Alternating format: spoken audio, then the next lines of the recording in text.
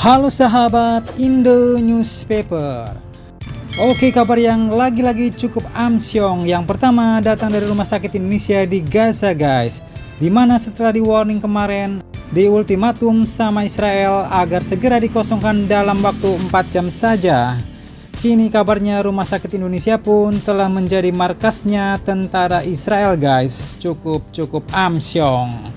Kemudian kabar kedua kemarin, setelah Indonesia dan geng Oki meminta bantuan China untuk meredakan konflik Israel-Hamas, kini Amerika pun tiba-tiba sewot guys. Mendadak kini Amerika menegaskan bahwa kepemimpinan Amerika di Timur Tengah tidak boleh ada yang menggantikannya guys. Nah lo. Dan terakhir nanti kabarnya yang cukup greget datang dari Korea Utara, yang juga tiba-tiba memutuskan menghentikan perjanjian militer dengan Korea Selatan setelah Bapak Kim Jong-un berhasil meluncurkan satelit mata-matanya guys.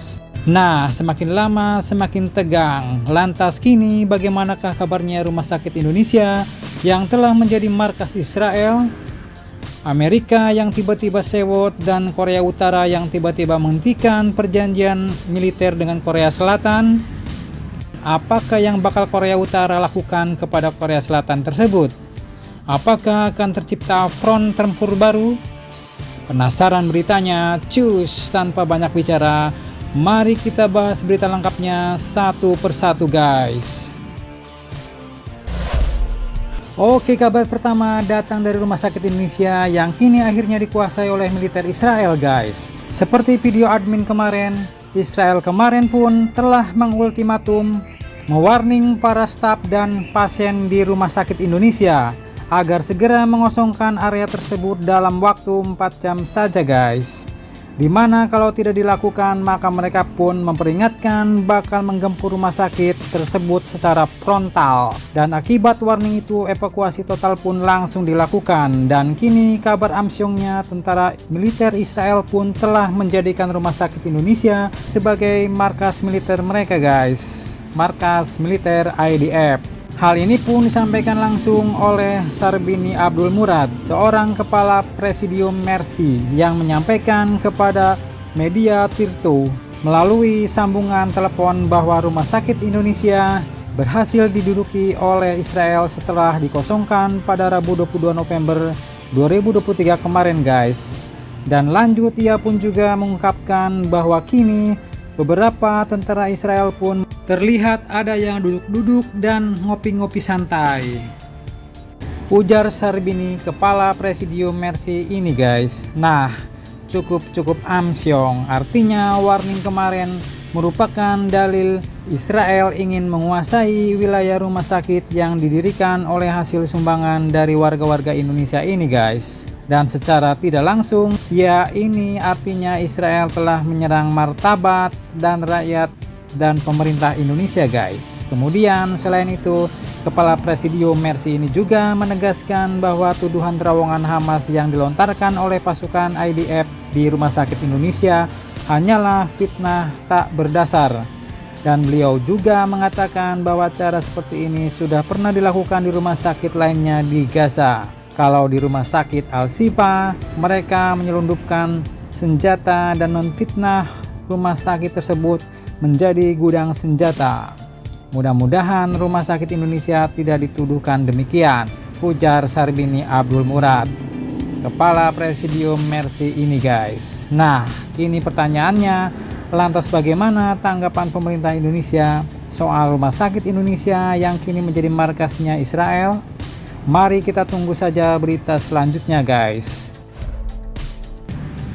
Oke, kabar kedua kini yang cukup greget datang dari Amerika, yang tiba-tiba menegaskan tidak boleh ada negara lain yang menggantikan kepemimpinannya di Timur Tengah. Nah lo, mulai nggak tegang-tegangan nih guys. Dikutip dari republika.co.id, hal ini pun ditegaskan Amerika usai Indonesia dan geng Oki mendatangi China dan meminta China untuk membantu meredakan konflik di Gaza Palestina guys. Di mana dalam pertemuan ini China pun dengan tegas menyatakan siap membantu Palestina untuk menghentikan agresi Israel. Dan ternyata mereka pun kayaknya cemburu nih guys. Melihat negara-negara Arab kok lainnya sekarang ke China, ya kan? Dan terkait hal ini, juru bicara Departemen Luar Negeri Amerika Serikat yaitu Mr. Matthew Miller mengatakan bahwa kami menyambut baik peran konstruktif di China di Timur Tengah. Beliau bahkan menelepon Wang Yi pada lawatan pertama kami ke Timur Tengah dan mengatakan jika ada yang bisa mereka lakukan untuk mencegah konflik agar tidak meluas dengan menggunakan jalur komunikasi yang mereka miliki ke negara-negara Timur Tengah, maka kami akan menyambut baik hal tersebut, ujar Miller. Namun di lain sisi, juru bicara Departemen Luar Negeri Amerika Miller ini pun juga menegaskan Amerika kepada mitra-mitranya di kawasan itu bahwa tidak ada yang boleh menggantikan pemimpinan Amerika di Timur Tengah nih guys. Nah loh, dengan hal ini nampak jelas nih bahwa yang diinginkan Amerika bukanlah hanya sebatas perdamaian, yang menginginkan semua negara tunduk di bawah kepemimpinannya.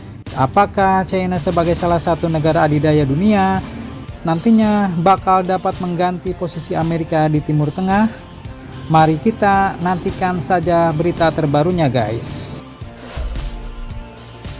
Oke, lanjut, kabar yang cukup panas kini datang dari Korea Utara. Negaranya Bapak Kim Jong-un yang tiba-tiba memutuskan menghentikan perjanjian militer yang telah dijalin selama 5 tahun dengan Korea Selatan guys. Nah, bau-baunya mau ada front tempur baru nih.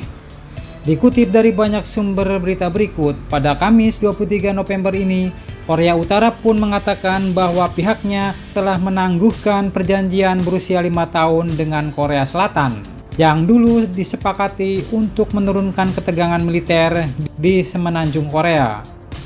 Pernyataan penuh amarah dari Kementerian Pertahanan Korea Utara ini pun disampaikan setelah media pemerintah mengklaim bahwa pemimpin Korea Utara Kim Jong-un telah meninjau penampakan foto-foto pangkalan militer Amerika Serikat di Guam yang dikirim oleh satelit mata-mata baru Pyongyang tersebut guys. Dan seiring dengan upaya Amerika memimpin para sekutunya untuk mengecam peluncuran satelit itu sebagai bentuk pelanggaran terang-terangan terhadap sanksi PBB, Korea Selatan pun pada hari Rabu 22 November kemarin ternyata juga telah mengambil keputusan untuk menangguhkan sebagian perjanjian yang sama yang disepakati pada tahun 2018 lalu. Dan kini Korea Utara telah menghentikan seluruh perjanjian militer dengan Korea Selatan itu pun menegaskan bahwa mereka akan mengerahkan angkatan bersenjata yang lebih kuat dan perangkat keras militer tipe baru di wilayah di sepanjang garis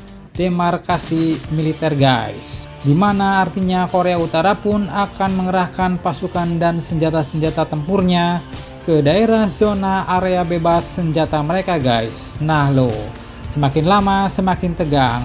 Apakah nantinya Korea Utara dan Korea Selatan akan melanjutkan perangnya dulu yang belum diselesaikan, bahkan sebenarnya belum resmi damai? Bagaimana menurut kalian? Jangan lupa subscribe, like, share, komen. Tetaplah kalian semangat dan jangan santai terus. Demi Indonesia Maju, salam Indo Newspaper. Sampai jumpa guys. Terima kasih.